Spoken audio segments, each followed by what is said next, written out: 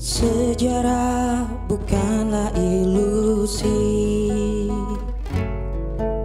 bukan kenangan yang tanpa arti. Kami peduli untuk memahami sejarah bangsa ini.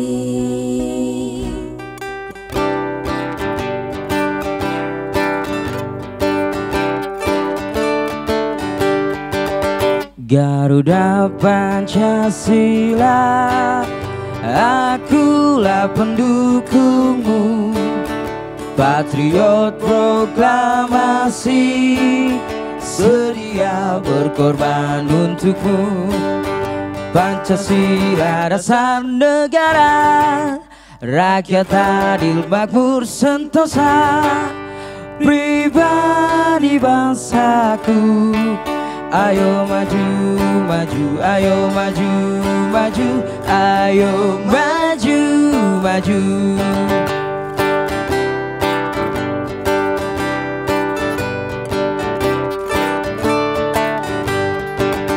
Garuda Pancasila, akulah pendukungmu, patriot proklamasi, sedia berkorban untukmu. Pancasila dasar negara, rakyat adil makmur sentosa, pribadi bangsaku. Ayo maju, maju, ayo maju, maju, ayo maju, maju.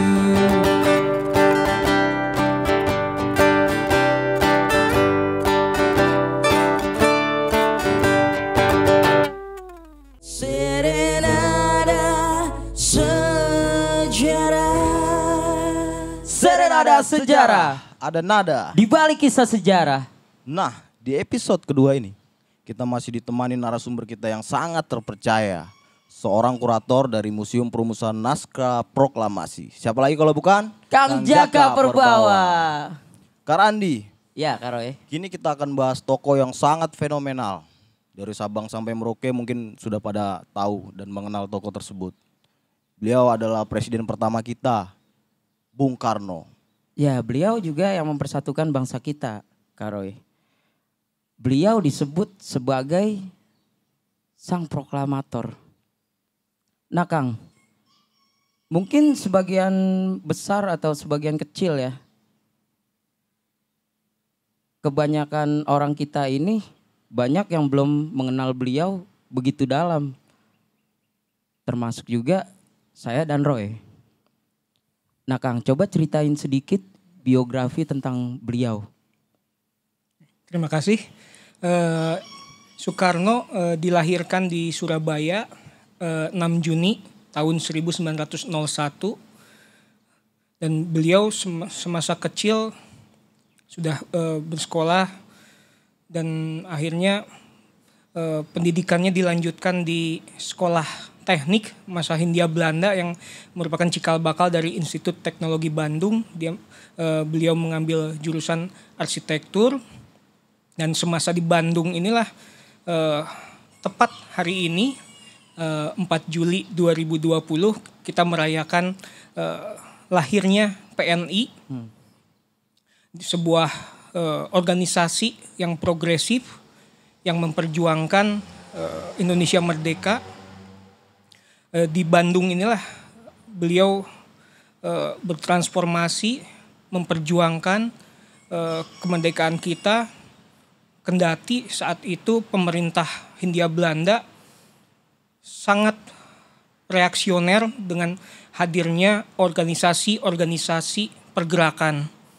Jika kita baca di bukunya John Ingolson, Jalan ke Pengasingan, kita bisa lihat banyak organisasi-organisasi yang akhirnya dibekukan, dibubarkan, dan tokoh-tokohnya dihukum buang, termasuk Soekarno yang dibuang ke ND di Nusa Tenggara Timur.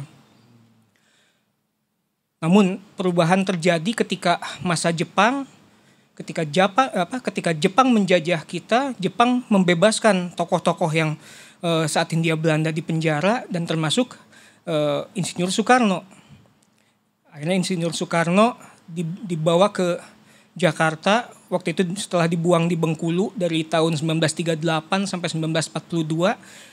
Dan Jepang menganggap bahwa orang-orang yang dulu di penjara pada masa Hindia Belanda bisa menjadi ujung tombak untuk melakukan kolaborasi antara Jepang untuk mendukung Jepang dalam Perang Asia Timur Raya. Dan Soekarno akhirnya menancapkan kukunya. Pada masa Jepang dia mengkoordinir keseluruhan elemen bangsa Indonesia untuk mendukung Jepang karena Jepang menjanjikan kemerdekaan untuk Indonesia. Pada akhirnya Soekarno dapat memproklamasikan kemerdekaan setelah Jepang kalah perang. Jadi ketika Jepang memberikan kemudahan, memberikan fasilitas perjuangan bagi para tokoh kita, Soekarno, Hatta, dan kawan-kawan memanfaatkan hal itu dan malah jadi mengkoordinir untuk Indonesia merdeka pada 17 Agustus 1945. Nah, berarti semangat juangnya sudah tertanam semenjak dia di pendidikan ya, Kang? Betul. Nah, selaku kita berdua ini kan orang yang sangat menggemari kesenian. Beliau juga termasuk orang yang sangat menggemari kesenian kan, Kang? Oh, betul. Jiwa seni seorang Soekarno, jika kita bahas dari sisi seninya, diturunkan dari ibunya yang berasal dari Bali. Orang Bali khas dekat dengan jiwa keindahan, jiwa seni, hingga akhirnya Soekarno setelah mendapatkan jiwa seni itu, dia tuangkan ketika dia memasuki masa pendidikan, dia mengambil jurusan arsitektur di sekolah teknik masa Hindia Belanda. Jiwa seni beliau bukan saja dari sisi arsitektur belaka, banyak. Beliau mencintai keindahan, baik itu seni lukis, musik, koleksi lukisannya ribuan. Pada masa Jepang, Soekarno merangkul seniman-seniman untuk menggambarkan keindahan Nusantara, dituangkan dalam hasil-hasil lukisan yang beliau minta kepada para seniman seperti Basuki Abdullah, Dullah, Afandi, dan lain sebagainya. Jiwa seni inilah yang sengaja Soekarno tidak pernah lepas dari jiwa seni. Semasa pembuangan tadi di ND, beliau juga merangkul pemuda-pemuda setempat di ND itu, membentuk sandiwara, perkumpulan sandiwara yang dinamakan Tonil Kalimutu. Banyak naskah yang dibuat oleh Soekarno semasa di pembuangan dari tahun 1933 sampai tahun 1938.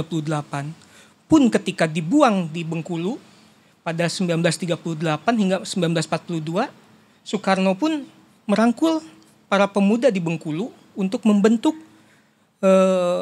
perkumpulan sandiwara juga yang dinamakan Monte Carlo. Jadi ada keseimbangan antara memberdayakan jiwa seni rakyat saat itu dibumbui dengan, jangan melupakan, pergerakan perjuangan menuju Indonesia merdeka.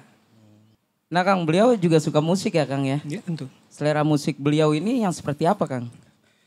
Sebetulnya tidak ada genre musik tertentu yang beliau sukai. Namun setiap mencipta sebuah karya seni, baik itu seni musik, seni lukis, maupun saat membuat naskah sandiwara, beliau selalu mengangkat harkat dan derajat bangsa Indonesia yang tidak lagi dalam suasana terjajah setelah ratusan tahun berada di bawah pengaruh asing.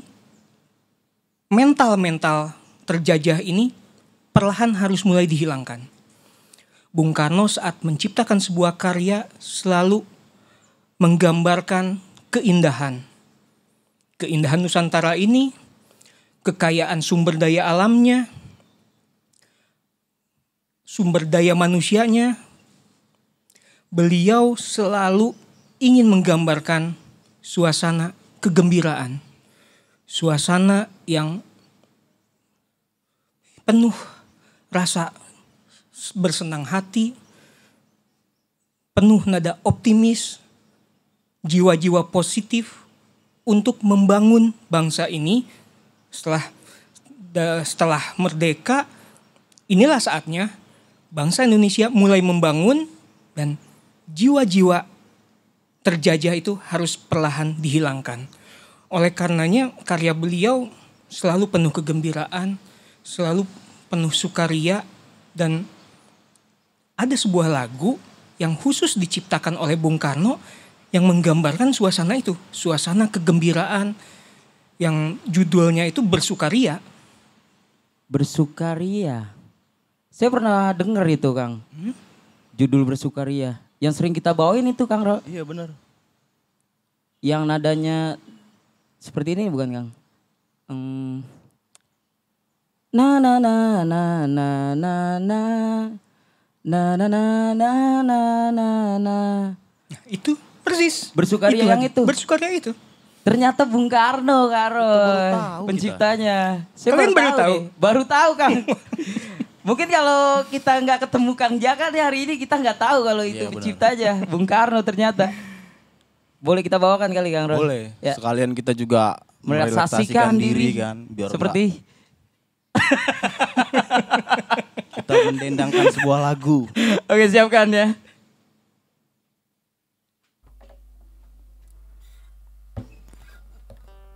Tuh, wa, ga, pat.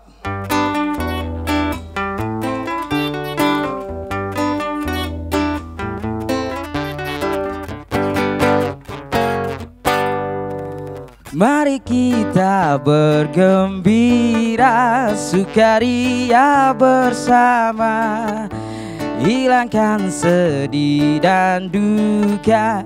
Mari nyanyi bersama, lenyapkan duka lara, bergembira semua. La la la la la la la la, mari bersukaria.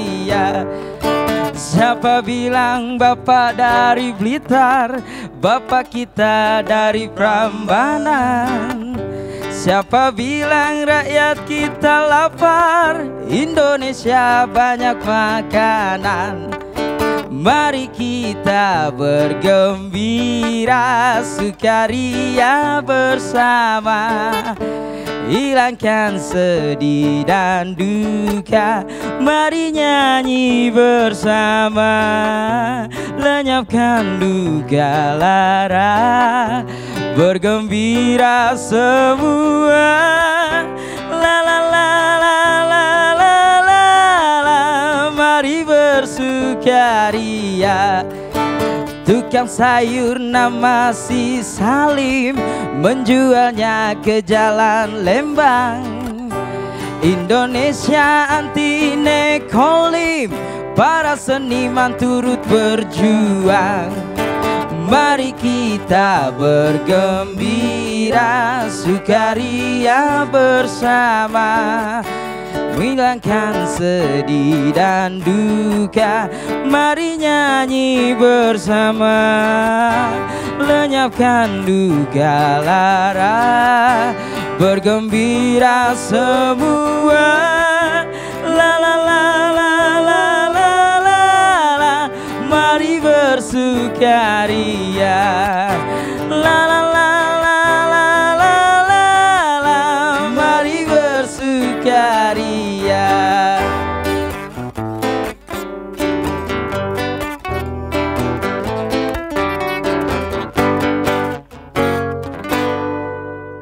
Serenada sejarah. Jadi itu lagunya ya, Kang ya? Betul. Itu sering kita bawain, Karo ya? Iya benar. Sering kita bawain banget. Enak banget memang. Iya. Liriknya tentang kegembiraan ya, Kang. Bersukaria, Betul. bersukacita. Iya. Nah tadi saya nyanyi ada sebait lirik yang mengatakan Indonesia anti nekolim. Nekolim itu apa, Kang? Saya nggak tahu. Anti nekolim. Indonesia itu anti nekolim. Nekolim itu sendiri merupakan neokolonialisme dan imperialisme, penjajahan gaya baru. Pada saat itu situasi dunia sedang panas. Blok Barat dan Blok Timur sedang bersitegang.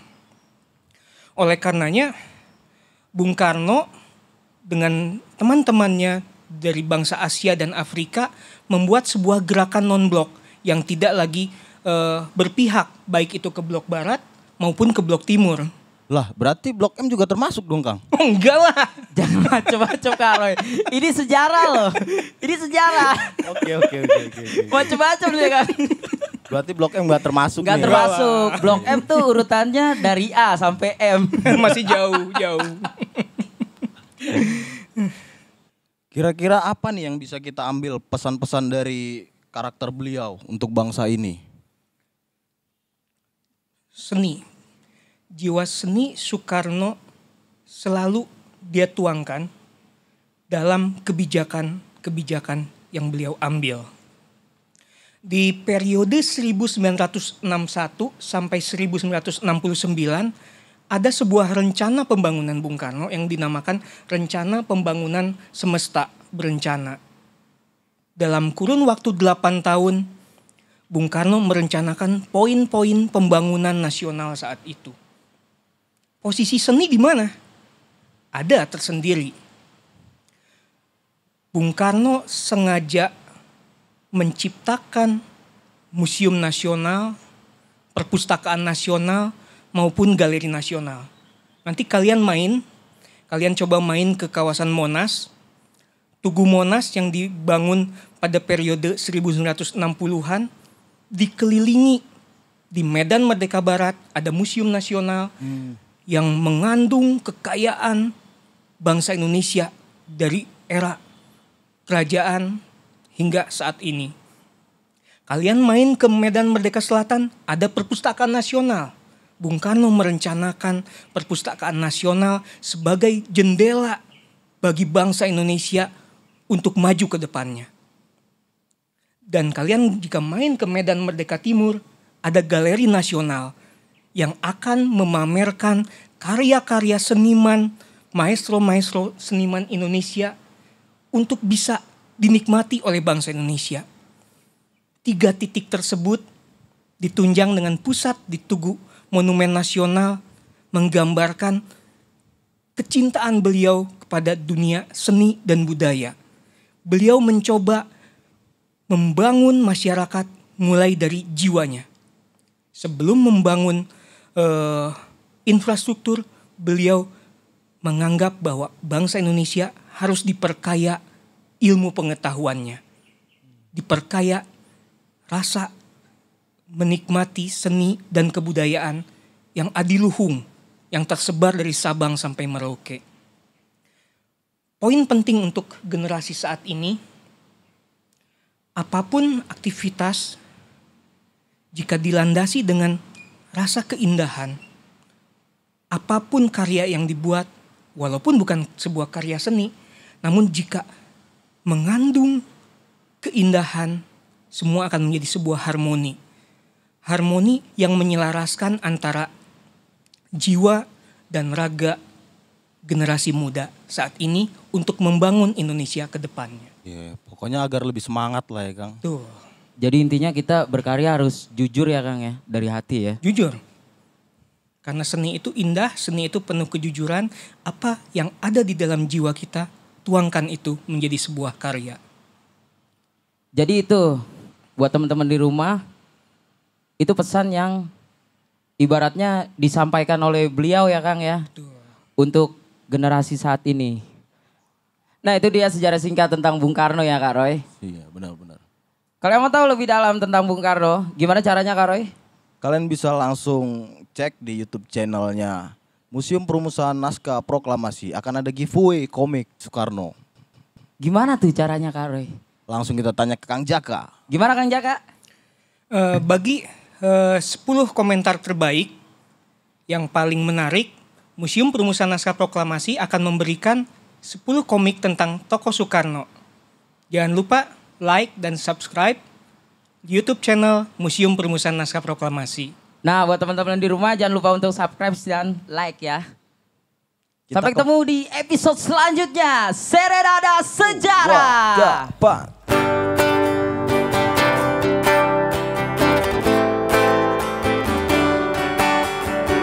Saatnya kini kita gembira, lupakan perbedaan yang ada bersama kami di sini.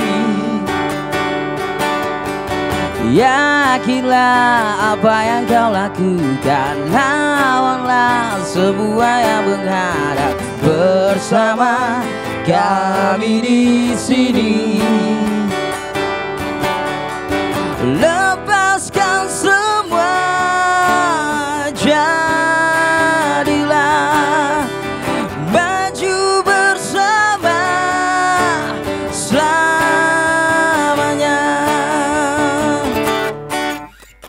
Kita semua sama,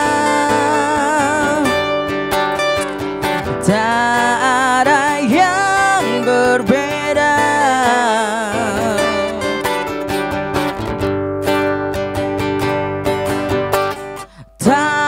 Pas kita saling peduli, cintai dan saling mengasihi bersama kami di sini. Melangkah menuju masa depan, raihlah semua yang kau inginkan bersama kami di sini. Lepaskan semua, jadilah maju bersama selamanya. Kita semua sama, tak ada yang berbeda. Semua sama, tak ada yang berbeda.